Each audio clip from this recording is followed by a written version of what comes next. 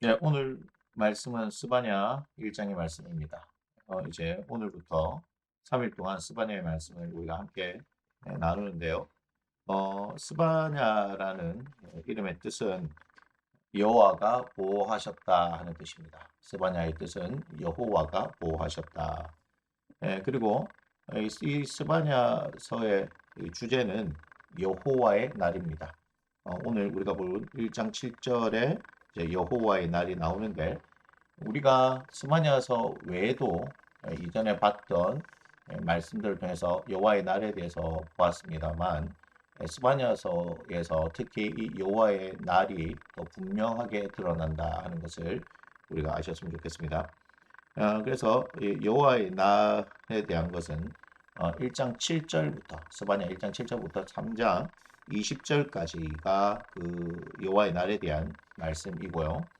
특별히 1장 7절에서 3장 8절이 이제 심판, 그리고 3장 9절부터 20절이 소망에 대한 말씀으로 되어 있습니다.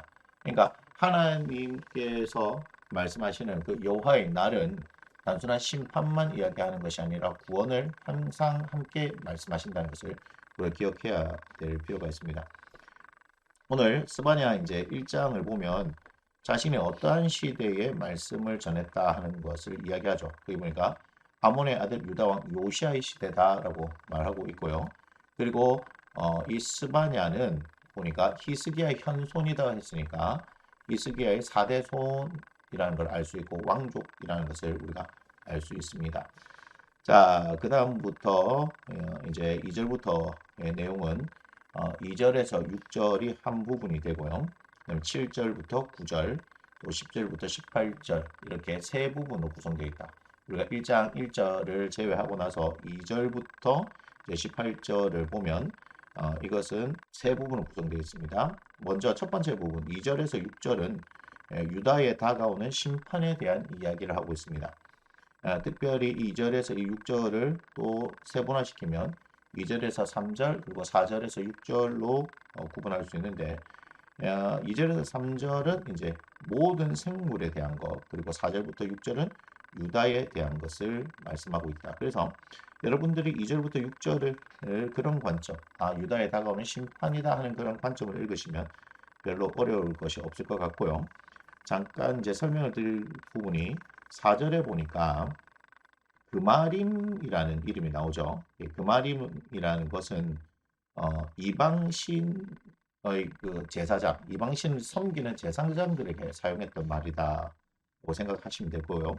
그다음에 5절에 말감이라고 하는 말이 나오는데 이것은 암몬 족속이 섬기던 신을 말감이다 이렇게 생각하시면 될 것 같습니다. 자, 7절부터 이제 9절 스바냐서의 두 번째 부분은 희생과 형벌의 날에 대해서 이야기를 합니다. 우리가 7절에 여호와의 날에 우리가 주목을 해야 하고 이 여호와의 날이 이 스바냐의 전체적인 주제다라고 말씀드렸잖아요. 그래서 7절에서 9절은 희생과 형벌의 날이고 그래서 그 내용도 두 부분으로 구분한다면 7절의 선포와 그다음 8절과 9절 경고로 나와 있다. 이렇게 보시면 될 것 같습니다. 자, 그다음 이제 10절부터 이제 18절은 다가오는 진노에 대한 이야기다. 다가오는 진노인데 여기도 두 부분으로 구성되어 있습니다. 10절부터 16절 그리고 17절부터 18절인데 10절부터 16절은 예루살렘과 거기에 거주하는 주민들에게 다가오는 그런 심판이고요. 17절부터 18절은 모든 인간에게 다가오는 진노를 말씀하고 있습니다. 그러면서 스바냐서 지금 우리가 1장 10절 이후에서 특별히 10절과 11절을 주목해서 봐야 하는데요. 예루살렘 함락 순서대로 묘사해 놓았다는 거예요. 스바냐 1장 10절에서 11절은 예루살렘이 함락되는 순서로 묘사되어 있는데 10절에 가만히 보니까 뭐가 나오냐면 어문이 나오죠. 어문. 여기는 생선이 드나드는 문이에요. 그래서 예루살렘 성전에는 뭐 양문도 있고 어문도 있고 분문도 있고 있습니다. 그 문들이 목적에 따라 사용하는데 어문에서부터 시작해 가지고요.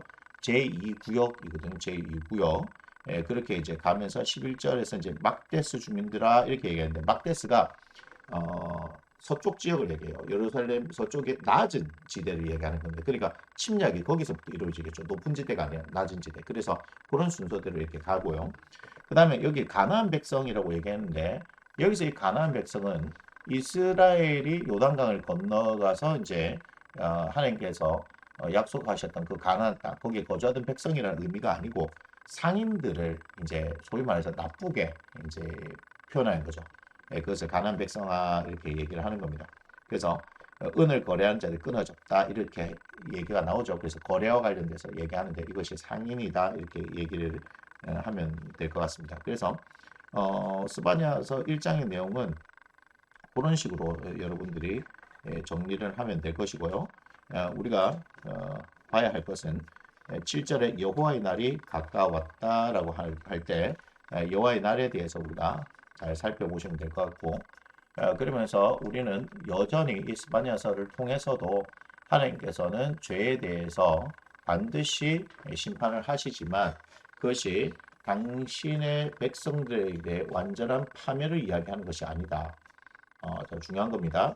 네, 주변에 대한 어떤 나라들에 대해서 이야기를 할 겁니다. 이제 우리가 2장에 가면 이스라엘 주변의 나라들이 몇 군데 나오고 거기들이 거기에서 이제 하나님께서 행하시는 것들은 완전한 어떤 파멸을 이야기하실 거예요.